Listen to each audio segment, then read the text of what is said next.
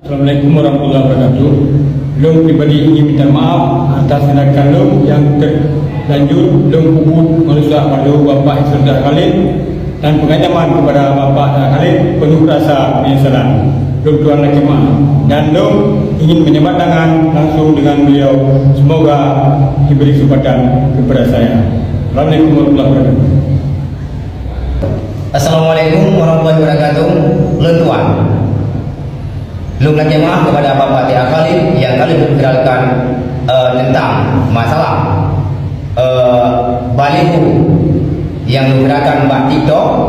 Di sini Long lagi maaf sebesar-besarnya kepada Bapak Tia Khalid dan juga seluruh mandung ubina rakan-rakan Long yang video Tia Khalid Mbak TikTok tolong dihapuskan, jangan disebar kembali karena ini menyangkut nama baik Tia Khalid. Dengannya Long lagi maaf sebesar-besarnya kepada Tia Khalid. Assalamualaikum warahmatullahi wabarakatuh.